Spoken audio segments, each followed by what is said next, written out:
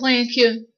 You see, being in love means getting rid of all of your backup plans. You no longer need a plan B just in case the shit hits the fans. And you realize that all you could ever want and need is sitting right in front of you. And they've become your plan A, B, C, and hell, even plan Q. Q is in Cupid who pulled back the string on his bow and let go and shot right into my heart with a zero. Knocked me out, all is deployed just to steal my heart. Man, I should have known this was love's plan from the very start. Q is not quite sure when's the last time I felt like this, like a school-age girl who's weak in the knees from the mere thought of your kiss. Giddy as all get out just because your name popped up on my phone. Got me calling late at night, and even if you don't answer, I'm content knowing I got to hear you say your name and to leave a message after the tone. Q is in, I'm ready for the quiz. Ask me any question, cause when the subject is you, baby, I'm a whiz, and I'm dedicated to my work. So if there's anything I don't know, don't think I'll be lost for long. You see, I got my flashcards ready. Tell me, what's your favorite song? Q is in the quality time that I have and will continue to put into loving you.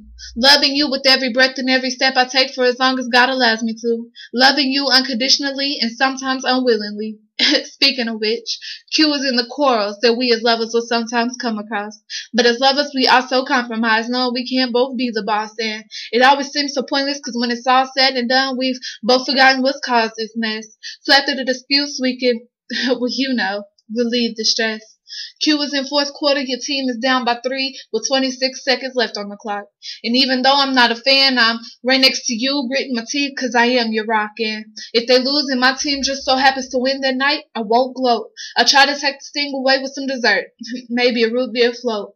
Q is in, you've quenched my thirst for love, because for so long the only man who I loved and knew he loved me back was the one above. And I'm ever so thankful for you, because as we all know, being in love alone is the worst feeling known among men, and I know that you're here to ensure that I never have to know that feeling again. Q is in the queen that you portray me to be, because you knew that I'd have you as my king, which is why you got down on one knee, because you knew even Adam needed Eve, because that's the way God said it should be. Q was in the quaint home that I imagined for our future life. You as my husband and me as your wife. White picket fence, big backyard, and a dog or two. And call me crazy, but maybe even a little one who'll look just like you.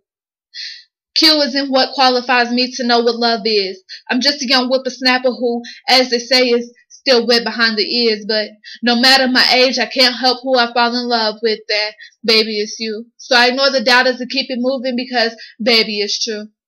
Because you see, being in love means getting rid of all of your backup plans. You no longer need a plan B just in case the shit hits the fans, and you realize that all you could ever want and need is sitting right in front of you, and they've become your plan A, B, C, and hell, even plan Q.